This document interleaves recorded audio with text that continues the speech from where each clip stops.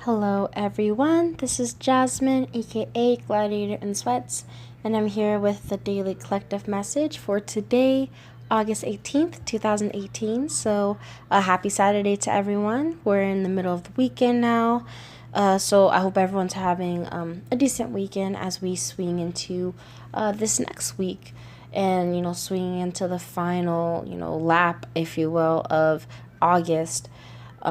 Or at least that's how it feels to me. Like, it feels like we're rounding a corner, or feels like we're reaching like the top of a roller coaster, and like we're just getting ready to, well, not necessarily like coast down, but like we're reaching like a turning point, or like we're reaching multiple turning points through this. But it feels like, at least right now, like we're at this, we're at this new juncture. And maybe that's also resonant with today being a galactic portal date. But other than that, just getting into the galactic energy signature for today, it's the yellow planetary human, which is guided by universal fire, which makes me think of that Sagittarian energy.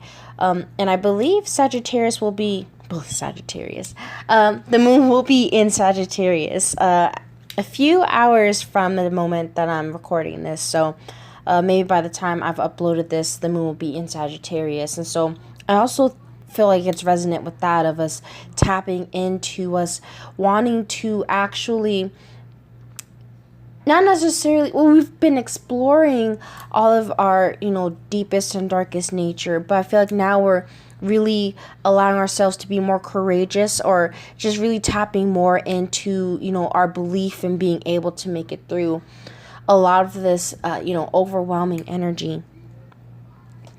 But what I specifically was thinking of when I was connecting with this yellow planetary human energy of, producing, of perfecting our production. It was making me think of that Virgo energy of, attention to detail, but also of, perfecting what has been done.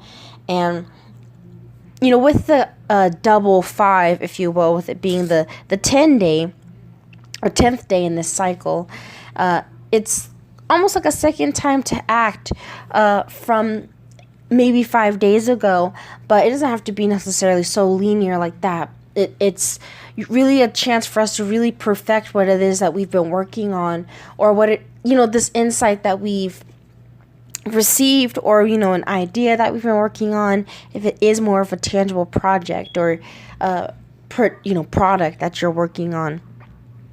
But I feel it is more of like a connection to knowledge, connection to like ancestral knowledge, or just feeling like, these new whiffs of insight from within, or just not really necessarily feeling like it's coming from like in a book or something. It's just like these sparks of insight of, maybe what to do with your passions, or with your abilities, or with your gifts, or just with the wisdom that you've acquired. But the yellow human energy is resonant with that like Aquarian energy of being in flow with the ancestral wisdom. And also there's this acknowledgement of knowing that wisdom is acquired through the experimentation of free will, of you going out there and kind of winging it. That's where the wisdom comes from. So as much as we can tap into, our ancestral wisdom, and, we can do this through, channeling, or through a lot of, shamanistic practices, or, for things that seem more mundane, like, going through our history books, or being able to read, a lot of different material that is available now for us to, tap into older knowledge, or more ancient knowledge and teachings. And this doesn't have to necessarily be just in regard to spiritual practices. This could be in regard to, any field that you may be in, or, wanting to be in, and feeling like a re-spark of this knowledge, but also kind of adding your own twist. It's something I've even been talking with a friend about, how I feel like we're really tapping into a lot of this ancient knowledge and ancient teachings, but it's not necessarily for us to just, verbatim, spill it right back out to other people, or even, to ourselves. I feel like we're really here to, I think that's always the purpose, to fully digest the material and actually apply it to your own life.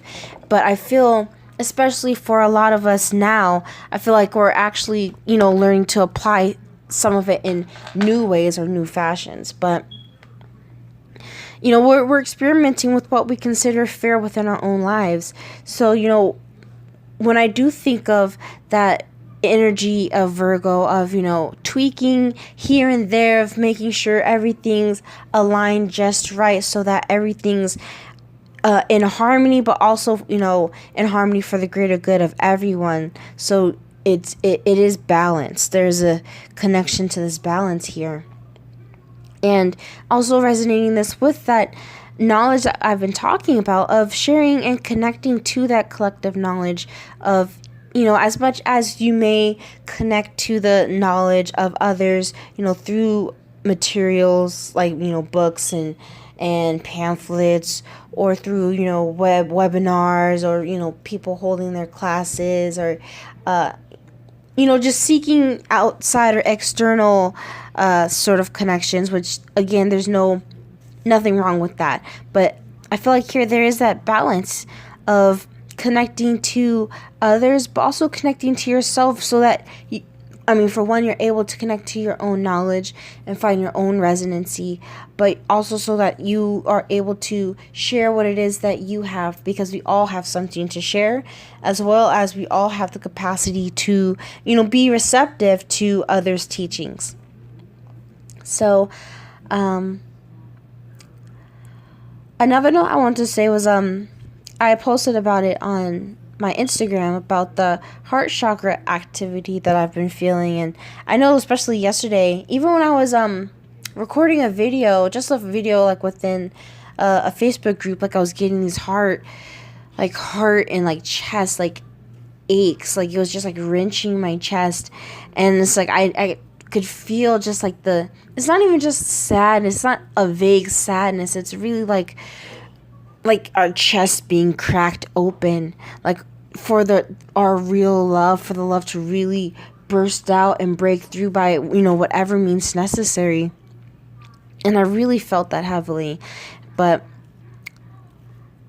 as I was mentioning earlier, there's this full actualization going on of the things that we've been intuitively picking up on, as far as the messages we've been receiving in our life, through situations and through our interactions with other people, but also, just the actualization of a lot of the things that we have been thinking about, of us really feeling that in our hearts, thinking about what is it that we're producing, with our words, what are we producing in our thoughts, in our actions, like, what is it that we're doing and producing and creating that manifests the reality that we perceive. I've been talking about it a lot, and I really don't even want to use the word balance so much, but it's really about finding this equilibrium, honestly, even when it comes to, paying attention to what it is that you are producing, which I'll, definitely, well, all of this is really speaking of this Eight of Pentacles energy, which is what I felt before I had pulled the cards. So it was a definite, double confirmation of us needing to find the balance between striving towards our goals while also knowing that it's already done, it's already been manifested. At this point, we're just pulling it into the physical through our intention, through our focus, and through our focused, action. It's not necessarily by, just through action, by doing a whole bunch of stuff that doesn't necessarily always equal to anything. But, working hard. But it's even changing what we feel about working hard, or what we conceive to be working hard. Because getting into the cards here, as I was meditating on the card, like the dragon spends so much time on the scorpion, and it's like, even as you're thinking about it, it's like, well, it's kind of logical, which is like, we can get into this very like Virgo or this very like mercurial energy of, well, let's really sort out the different, levels of this. Well, scorpions or our fears or whatever, they are painful. It can hurt us, and it stings, and it takes a while for it to heal. But look at me, look at the scorpion. Like, why am I, there's finding that balance of, what is it that really matters? Not getting so caught up in the minutia, or getting caught up in the routine, and getting caught up in the perfectionism of it all, of worrying about the outcome too much, or being, like I said, overly perfect, feeling like the details have to be some exact sort of way to produce the results that you want. And I mean, I guess that seems very vague, but I guess if I just even want to apply it to something in my own life, something I know for a lot of people when they're thinking of, like, if they have creator's block, for example. To me, I don't even really think creator's block is a thing in the way that people think about it. Like, even when I always try to think about the words at their truest meaning. I really try to think about the intention behind the words. And so, even when you think about that word or that phrase, creator's block, you can look at it as, oh, you're being blocked from creating. Or you can also perceive it as, well, why is it that I'm being blocked? Do I really need to be in this, like, cardinal active motion at this moment? Do I need to be in a more receptive state to really, flow into this? And I feel like that's what we're all in this process of trying to find, as I mentioned before, really trying to find our rhythm within the overall rhythm of everything. Really trying to find our flow within the flow. And we have to allow our natural creative passion to come forth, and allow it to come forth, more organically, as opposed to trying to force things or trying to put it in a very, like, linear time frame. I forget whom specifically, that specifically was making me think about that, even more so about the idea that we even try to schedule away our creative time, that we even, like, we try to take the things that are even what we already see as inherently creative, and then we even try and put super structure on that, and we even try and put, like, we really do superimpose so many limits and controls, and there's a place for it all. But here, specifically with this Eight of Coins in reverse, this is talking about really, like, you're just hammering down so much to where you're really leaving no room for the creativity. You're not leaving room for the flow and for the intuitive connection. So, yeah. And just paying too much attention to the things that we perceive as needing fixing. And not enjoying the process of the creation. Feeling overwhelmed by the process as opposed to actually enjoying it. Emotion is very much tied to not necessarily just outcomes, but it's very much tied to how we manifest and what we manifest and how fast. And all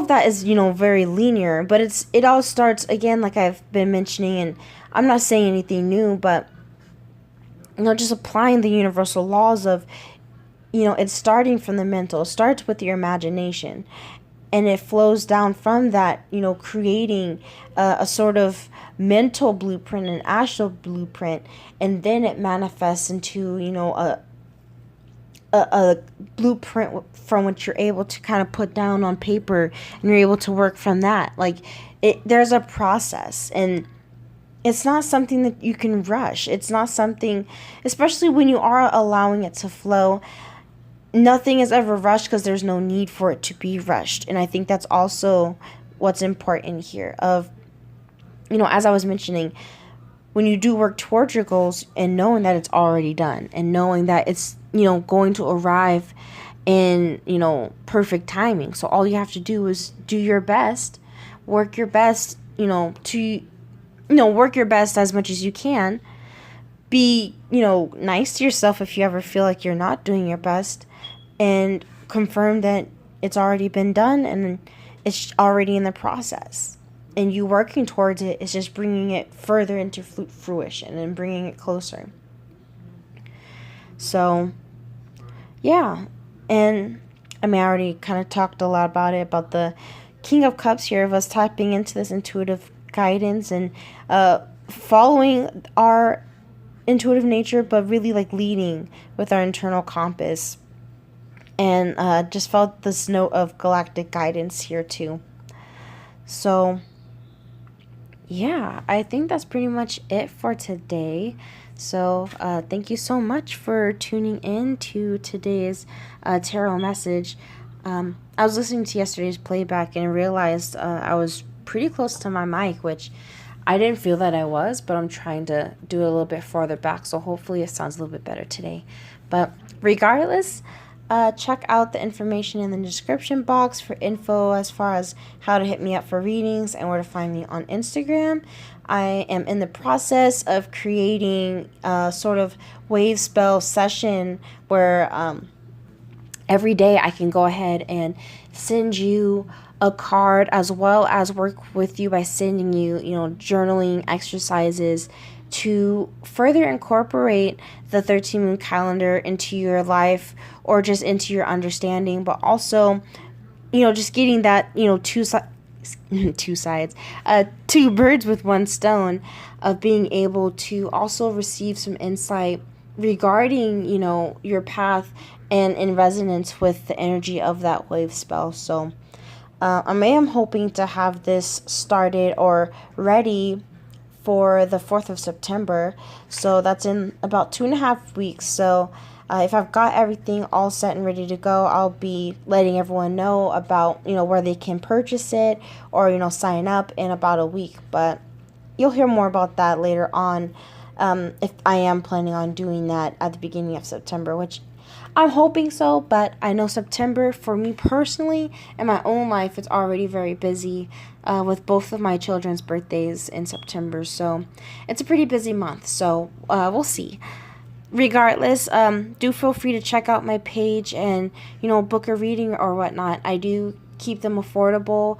At this moment, I am planning on raising them tomorrow. So do note, today is the very last day that I'm leaving them at the prices that they are. They are very, very reasonable, if not more so, which is why I'm actually raising them just a little bit. So, yeah, that's pretty much it. And, yeah, everyone have a wonderful Saturday. And until next time, or if you peep me on Instagram, I'll see you guys there. But until tomorrow.